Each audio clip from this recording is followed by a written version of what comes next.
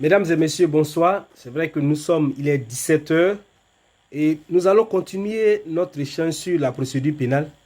Et ce soir, nous parlerons simplement de la présence des avocats, le rôle des avocats dans la procédure pénale. Mais avant, nous allons quand même vous parler un peu des crimes flagrants et de délits flagrants. Voilà, ce sont des choses qui sont courantes en matière de procédure pénale. C'est quoi un crime flagrant? C'est quoi un délit flagrant? Sachez qu'un crime flagrant ou un délit flagrant, en réalité, c'est un crime ou un délit qui remplit un certain nombre de conditions. Soit la personne a été prise la main dans le sac, comme on le dit, c'est-à-dire que sur les faits, ou bien la personne a été immédiatement prise, c'est-à-dire qu'après les faits, on a attrapé la personne. Ou bien soit, si on n'a pas pris la personne immédiatement, mais la personne est poursuivie par la foule, ou soit la personne a été prise avec les objets qui proviendraient de l'infraction, ou bien soit la personne a des cicatrices, des blessures qui laissent à penser qu'elle aurait pu commettre l'infraction. J'ai dit elle aurait pu commettre l'infraction. Sachez une chose, qu'en matière de procédure pénale, peu importe la manière dont une personne est arrêtée, il y a toujours la présomption d'innocence qui joue. Cette personne est toujours présumée innocente jusqu'à ce qu'un juge décide que la personne est coupable. Et comme je l'ai dit tantôt, que même si le juge du tribunal décide que la personne est coupable et que la personne interjette appel, il y a le juge de la cour d'appel qui va décider. Donc, il y a la présomption d'innocence qui existe encore. Et si le juge de la cour d'appel confirme et que la personne fait un pouvoir en cassation, il y a la présomption d'innocence qui joue jusqu'à ce que le pouvoir soit rejeté par la cour de cassation. Donc, sachez que la présomption d'innocence, elle existe jusqu'à ce que la décision soit définitive. Et comme je le disais, donc le crime flagrant, c'est ça. La personne est appréhendée sur les faits, c'est-à-dire au moment où elle commettait les faits, ou bien immédiatement après avoir commis les faits. Ou soit la personne n'a pas pris la personne immédiatement, mais la foule a poursuivi la personne qui aurait commis les faits, soit on a pris la personne avec des objets qui proviendraient de l'infraction, ou soit on a vu la personne a des blessures qui laissent à penser qu'elle aurait commis l'infraction.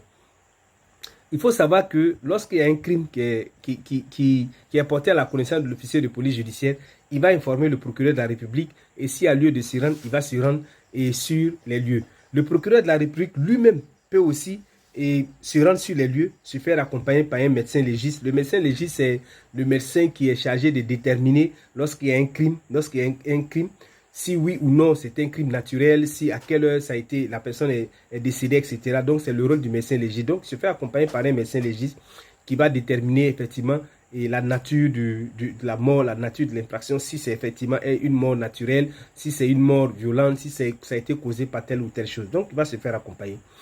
Et lorsque c'est un délit flagrant, il faut savoir que si le délit est flagrant et que le procureur de la République estime que les faits sont avérés, j'ai dit le procureur de la République estime que les faits sont avérés, alors il va placer la personne sous mandat de dépôt et le renvoyer devant le tribunal correctionnel suivant la procédure des flagrants délits. C'est quoi? C'est-à-dire qu'il va placer la personne sous mandat de dépôt et puis le faire juger par le tribunal des flagrants délits.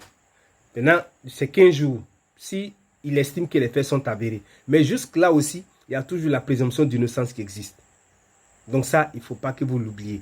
Il y a toujours cette présomption d'innocence qui existe, même jusque-là, si le procureur estime que la personne a commis les faits. Ça, c'est l'avis du procureur, mais cela ne tient pas au tribunal. Le tribunal n'est pas obligé de suivre l'avis du procureur parce que la personne peut arriver devant le tribunal et le tribunal va relaxer la personne purement et simplement parce qu'elle estimerait soit elle n'est pas la personne qui a commis l'infraction, soit l'infraction ne constitue pas une infraction à la loi pénale.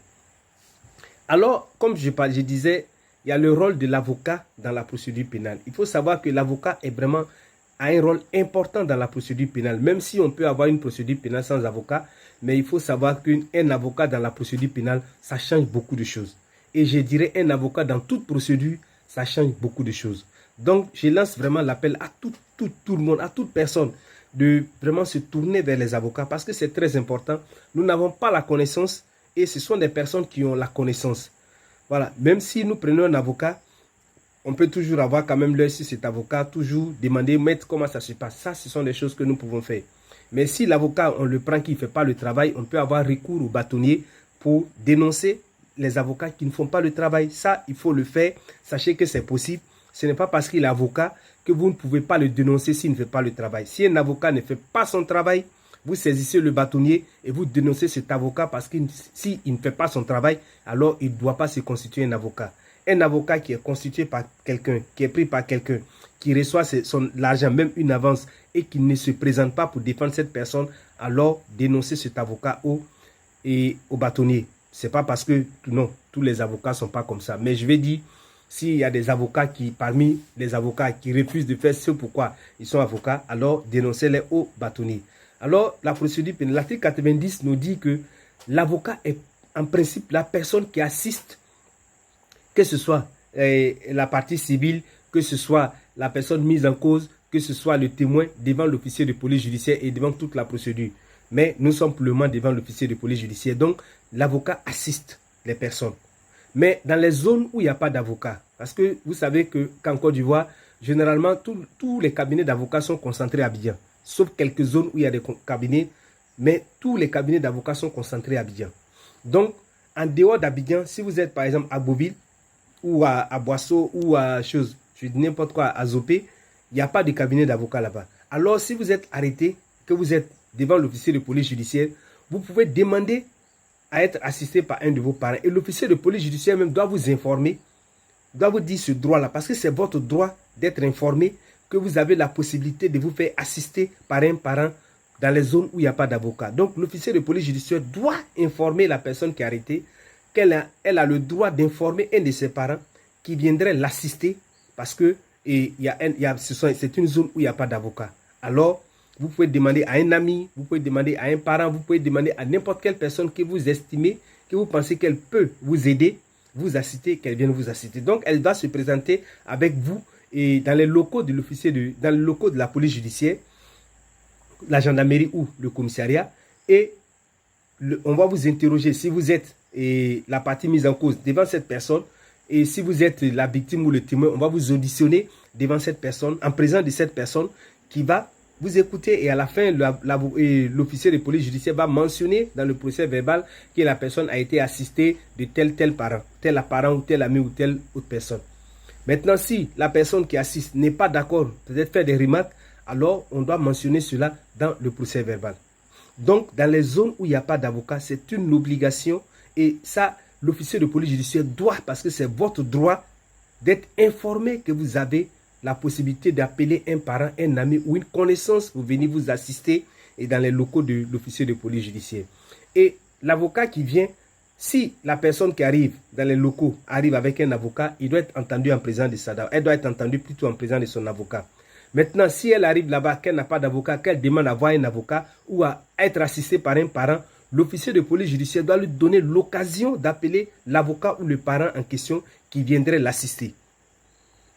Donc, si l'officier de police judiciaire ne dit pas le droit à cette personne, ne dit pas son droit de pouvoir appeler quelqu'un, le jour où si la personne est déférée et qu'elle se trouve devant un juge, soit le juge d'instruction, soit le juge du tribunal, alors elle peut demander au juge d'annuler le procès verbal parce qu'elle n'a pas été informée de son droit de pouvoir informer un parent ou un ami ou son avocat de venir l'assister. Alors, comment l'avocat assiste un parent et quelqu'un? L'avocat assiste une personne par sa présence, soit devant l'officier de police judiciaire, dans les locaux de la police judiciaire, soit devant le juge d'instruction, peu importe l'endroit où la personne se trouve, l'avocat doit être présent. Et c'est cette présence-là qui montre que l'avocat assiste son client. L'avocat doit être présent. Et s'il y a des remarques à faire, l'avocat va faire ses remarques et signe le procès verbal. S'il n'y a pas de remarques à faire, l'avocat ne le fera pas. Maintenant, si l'avocat fait des remarques que l'officier de police judiciaire refuse de prendre en compte ces remarques, l'avocat ne signera pas le procès verbal. Et lorsque la personne sera déférée, le premier juge qui va recevoir cette personne-là, l'avocat va demander purement et simplement l'annulation du procès verbal. Et ce procès verbal, s'il est annulé, il sera à titre de renseignement. C'est-à-dire qu'il n'aura plus de valeur juridique. On va l'utiliser juste comme titre de renseignement, comme si on demandait renseignement à quelqu'un. C'est tout. Alors, il est bon que vous sachiez que, l'avocat est la personne qui assiste. Mais à défaut d'avocat, dans les zones où il n'y a pas d'avocat, on peut appeler toute personne, parents, amis, connaissances, pour venir nous assister. Donc, retenez ça. Si vous êtes dans des zones où il n'y a pas d'avocat, que vous êtes convoqué devant l'officier de police judiciaire, l'article 90, alinéa 2, vous permet d'appeler quelqu'un